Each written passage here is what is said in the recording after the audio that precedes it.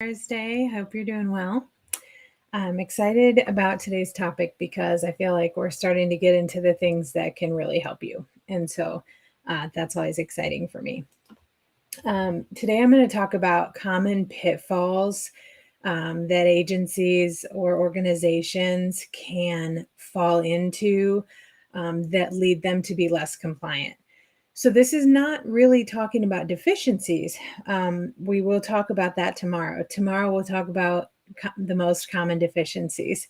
But today, really, these are just pitfalls that we get into, almost like a bad routine or a habit that we get into, and then we don't realize it. The first one is not getting outside opinions. So as an agency, as our own little branch, we get in this awesome team mode where we're all doing our own thing and we're all trying to be the most compliant we can, but sometimes we get tunnel vision or we have our blinders on to what we're doing and we don't realize that what we're doing isn't compliant and we don't get outside opinions.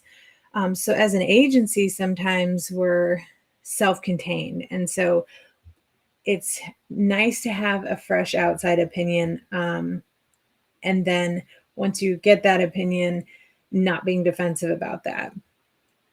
As owners, as clinicians, as operators, we put everything we have into what we're doing, into taking care of our patients, into having high quality, into being compliant. And it can feel very personal, like an attack even, to have someone say, well, that's not compliant, or you're not doing that right. And you're like, yeah, I checked. And maybe you misinterpreted the guideline, or maybe your process doesn't quite meet the standard.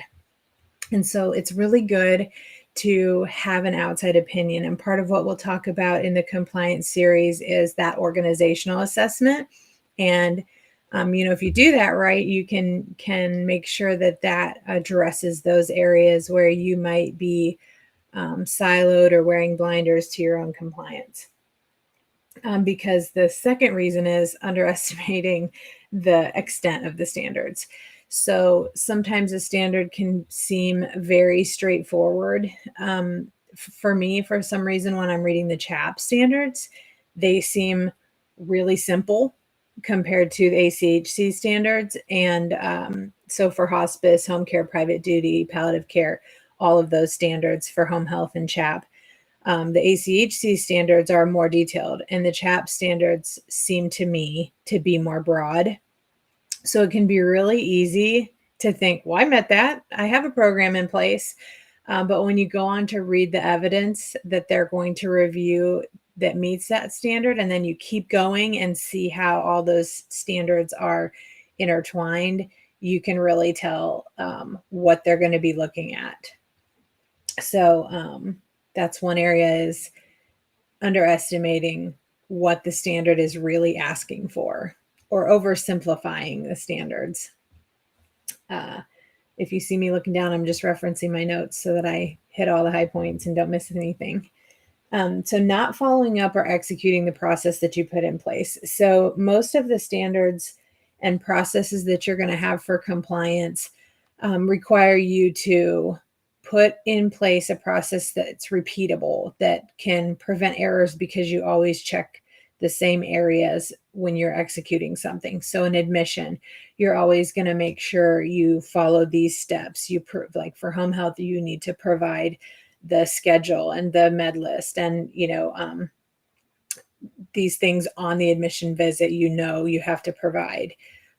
So there's always going to be a process that you put in place. And what happens is sometimes it's easy to just, especially as nurses, we want to check that task box. So we start checking boxes and then we don't think outside of those boxes, and that's it.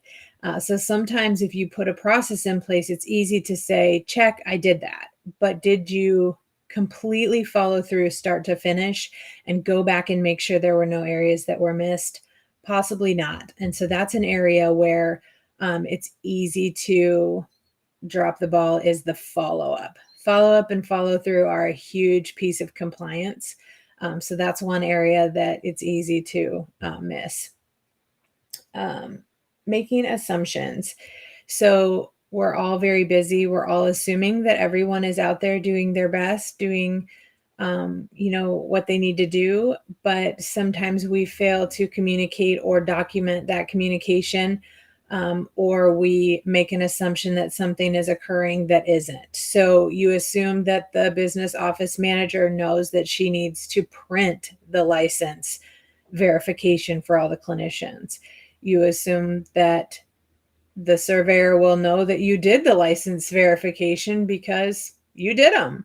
If you don't print the page that shows that you did it, you have no proof that you did it. So those are some areas where we make assumptions, like you assume that um, something will meet a standard and it doesn't, or they ask for more than you thought they might ask for. So that's a pretty common pitfall. So the last one is staff engagement, involvement, education, and training.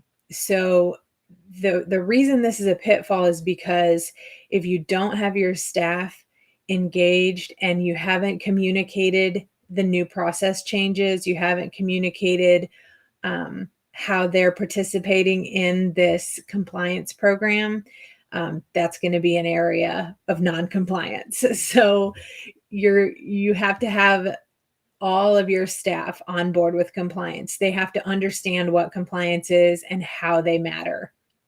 So that's really important, is that you include them in communicating the plan, in communicating compliance, in communicating what you're doing, why you're doing it. So if you make a change in a process, you have to in-service 100% of staff and have them sign off that they received that education, because surveyors will look for that.